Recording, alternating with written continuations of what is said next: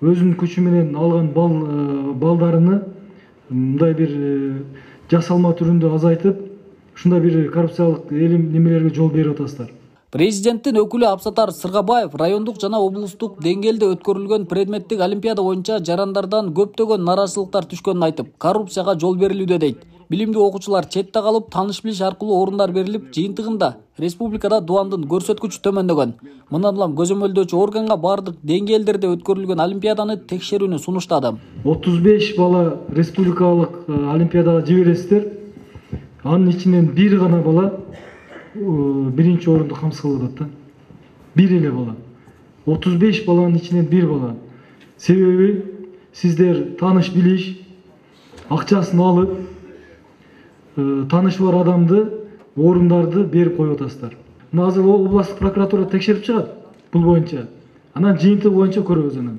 Өткөн жылы облуста 11-классты 11242 бүтүрүүчү аяктап, 6880 бүтүрүүчү жалпы республикалык тестке катышкан. Жыйынтыгында Токтогул районундагы Биримкулов атындагы гимназия мектебинин бүтүрүүчүсү гана 222 упайга ээ болгон. Жалпы республикалык тестке катышкандардын орточо баллы 115,5 түзгөн.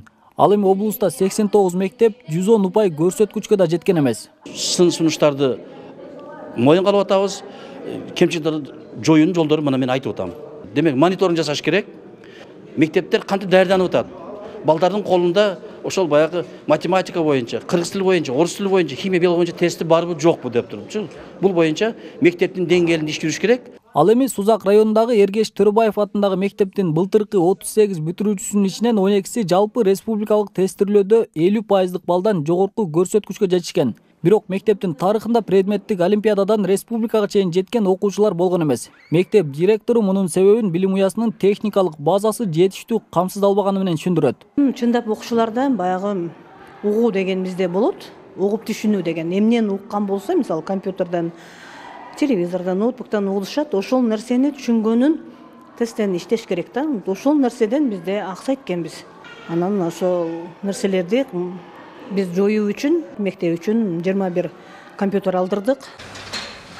Дубанда 45 миллиард 375 миллион сомдук өнөр жай продукциясы өндүрүлгөн. Кайра иштетүү тармагындагы көрсөткүч 112%га жеткен. Өткөн жылы 853 жаңы ишкана ачылып, 3443 жумуш орну түзүлгөн.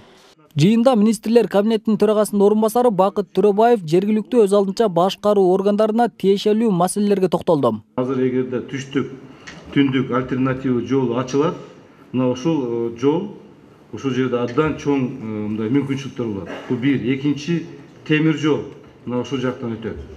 Үчүнчү аэропорт.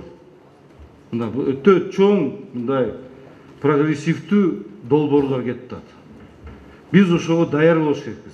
Хабтар болуш керек, складтар болуш керек, отелдер болуш керек, ресторандар болуш керек. Туристтерге шарттар түзүш керек. Өлкөнү өнүктүрүүнүн улуттук программасына ылайык министрлер кабинетине быйыл 554 иш-чараны аткаруу милдети жүктөлгөн. Аны ишке ашырууда ар бир айыл өкмөтү, район шаар башчылары жылдык өнүгүү программасын иштеп чыгууга тийиш. Осмон Оомсадыр уулу, Алмаз Сатаров, Ала Тоо 24, Жалал Абад.